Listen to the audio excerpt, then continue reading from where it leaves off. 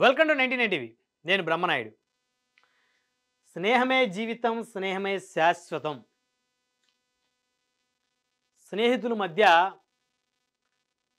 ఎలాంటి తారతమ్య భేదాలు ఉండవు అని చెప్పడానికి ఉదాహరణ ఈ ఫోటో. నిన్న ఈవినింగ్ నుంచి కూడా ఈ ఫోటో సోషల్ మీడియాలో చక్కెర కొడుతుంది. ఈ ఫోటోలో ఉన్నటువంటి ముగ్గురు వ్యక్తులు ఒకప్పుడు ఉమ్మడి కృష్ణా జిల్లా రాజకీయాల్లో కీలకమైనటువంటి పాత్ర పోషించారు. యంగ్ అండ్ డైనమిక్ లీడర్స్గా వారిదైనటువంటి ఒక బలమైనటువంటి ముద్రను వేసినటువంటి నాయకులు వీళ్ళు. వంగవీటి రాధాకృష్ణ గారు, సన్ ఆఫ్ వంగవీటి మోహన్ రంగ గారు, దివంగత శాసనసభ్యులు. అదేవిధంగా రాధాకృష్ణ గారు కూడా 2004లో కాంగ్రెస్ పార్టీ నుంచి ఎమ్మెల్యేగా గెలిచారు. ఆ తర్వాత 2009, 2014 వరుస ఎన్నికల్లో ఆయన తక్కువ ఓట్లతోటి ఓటమి చెందాల్సి వచ్చింది. ఆ తర్వాత కొడాల నాని గారు, ఈయన గుడివాడ నియోజకవర్గం నుంచి వరుసగా 4 సార్లు ఎమ్మెల్యేగా గెలిచారు. 2004, 2009, 2014, 2019. 2019లో జగన్మోహన్ రెడ్డి గారి మంత్రివర్గంలో 2.5 సంవత్సరాలు ఆంధ్రప్రదేశ్ రాష్ట్ర పౌరశాఖ మంత్రిగా కూడా పనిచేశారు ఆయన. ఇకపోతే మరొక వ్యక్తి వల్లభనేని వంశీ గారు, గన్నవరం నుంచి 2 సార్లు ఎమ్మెల్యేగా గెలిచారు. 2014లో, 2019లో. 2009లో ఎంపీగా పోటీ చేసి విజయవాడ ఎంపీగా తక్కువ ఓట్లతో ఓటమి చెందారు. ఇక పక్కన ఉన్న ఈ అబ్బాయి వంశీ గారు వాళ్ళ అబ్బాయి లాగా ఉన్నాడు. ఇకపోతే ఈ ఫోటో నిన్న హైదరాబాద్లోని ఒక ఫంక్షన్ హాల్లో జరిగినటువంటి వంగవీటి రాధా గారి కుమార్తె బారసాల వేడుకలో ఈ ఫోటో క్లిక్ అనిపించింది. ఈ ఫోటో బయటకు వచ్చింది. సోషల్ మీడియా వ్యాప్తంగా ఇప్పుడు ఈ ఫోటో ట్రెండ్ అవుతుంది. ఎందుకంటే వంగవీటి రాధా గారు ఏమో తెలుగుదేశం పార్టీలో ఉన్నారు, కొడాల నాని గారు, వల్లభనేని వంశీ గారు ఇద్దరు కూడా వైఎస్ఆర్ కాంగ్రెస్ పార్టీలో ఉన్నారు. ఒకప్పుడు వంగవీటి రాధా గారు కాంగ్రెస్ పార్టీలో ఉన్నారు, కొడాల నాని గారు, వల్లభనేని వంశీ గారు ఇద్దరు కూడా తెలుగుదేశం పార్టీలో ఉన్నారు.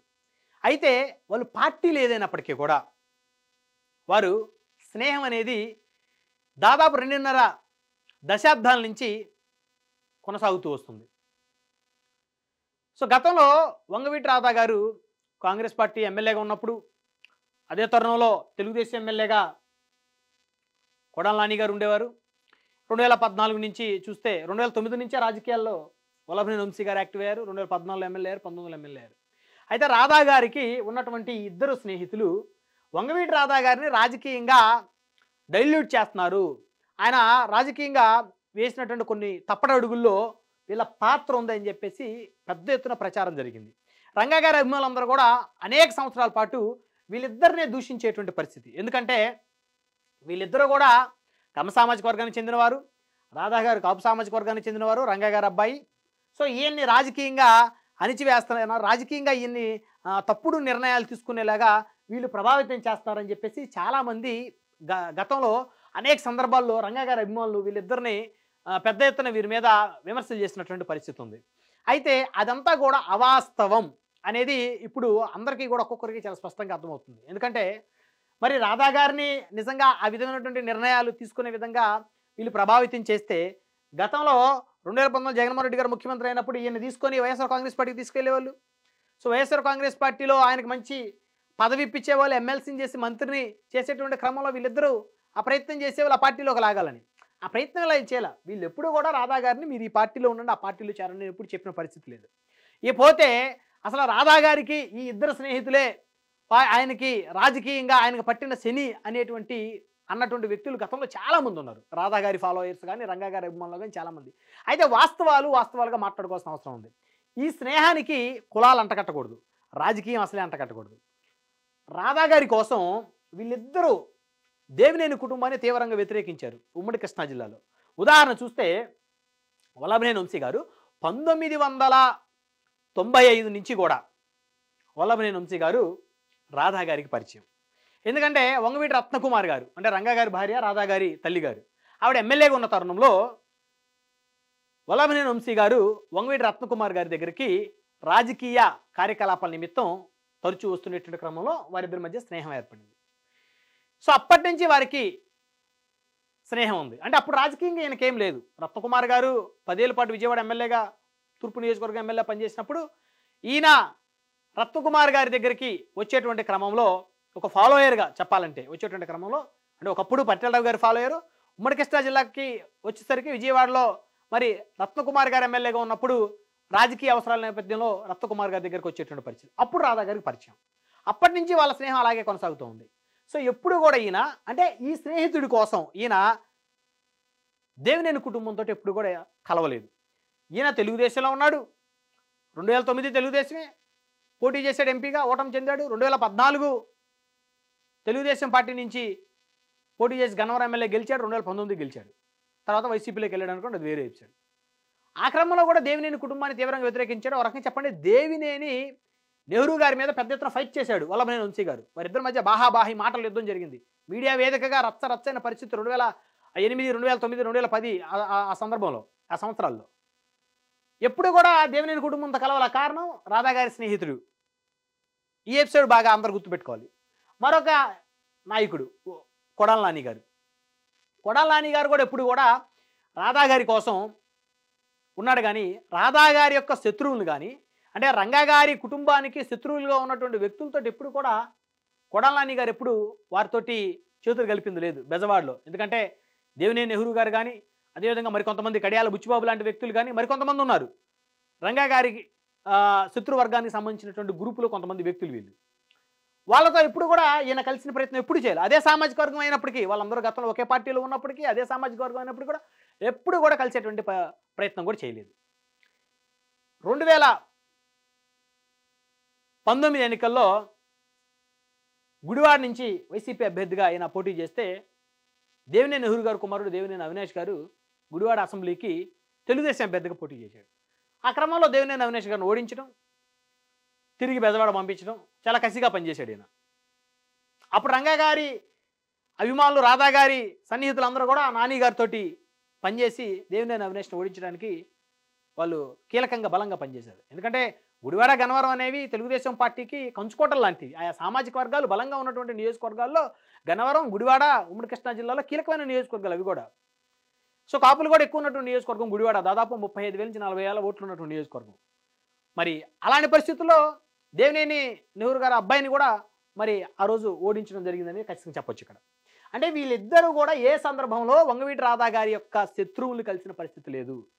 అంటే వాళ్ళ నాన్నగారి హత్యలో ఆరోపణలు ఎదుర్కొన్న వ్యక్తులు కానీ, ముద్దాయిలుగా గతంలో కేసులు ఎదుర్కొన్న వ్యక్తులు కానీ, వారిని ఎవరు కూడా దాదాపుగా వీళ్ళు కలవలేదని చెప్పాలి.